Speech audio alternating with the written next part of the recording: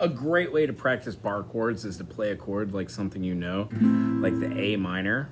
First finger on the C, second finger on the A, E, and then third finger on the E. When we're trying to do this, the whole idea behind this is we play it with the first three fingers, then we move to the next three fingers, and we play the same chord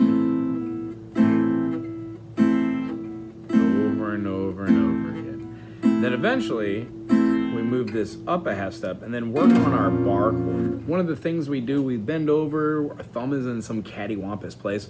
If it's right on the back there, we take nice big breaths and we try to utilize this concept of playing like the A minor, the A minor, A minor, A minor, and then move it up to get a A sharp minor.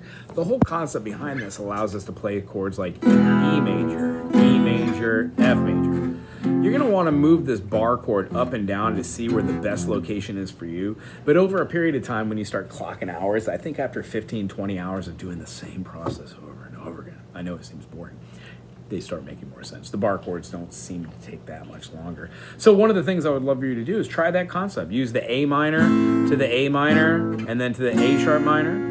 You can keep going with that bar chord because it just builds the foundation of that chord all the way up the fretboard. Another really cool thing that we did today was we talked about how to just write a little bitty progression. So don't let it be lost on you. The whole reason why we do these progressions is to learn new chords. We also do them so we can actually feel new progressions in the way they move and then be creative by writing them. If it's not something you want to do, don't worry about it. But I would like you to put a little bit more time into the one we did today. The chords we had were the I guess I took it off the board. I don't remember. What do we have? We had the E minor. And after the E minor, we went to the A minor. And then we have a C major. And we chose collectively a D minor. But I wasn't afraid of that. Not afraid. I wasn't a fan of that chord. Eventually, we chose to do a G. So E minor to A minor, C major, and then the G. Now, here's the thing. Music's perceptive. Maybe you did enjoy the D minor.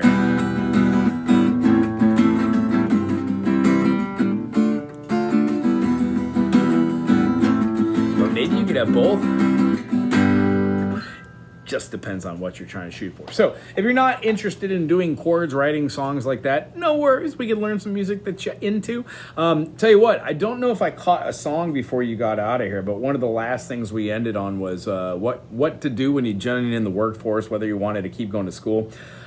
In my opinion, I had friends that dropped out of high school. They did fine doing trades, but if you don't do a trade and get into that and do that for like 2 decades, 3 decades, you're going to want to rely on a piece of paper. That's just the kind of the way the world works. If you don't dig on it, don't worry about it. You might even want to take time off, work a job, go back and get a GED, and then go to do like a 2 years, get a 2 years associate's degree. It will increase the amount of money you make per year from certain jobs. However, I would suggest to you, because it's not something that I did suggest in here when we were chit-chatting, is maybe you could work a music job if you like music enough. All guitar stores are hiring. You could always change strings, or maybe you could even create your own instrument. So if you like woodworking, I don't know why I didn't even suggest that. Maybe it's an option. Anyway, it's very good seeing you. I'll see you again in a week. Aloha!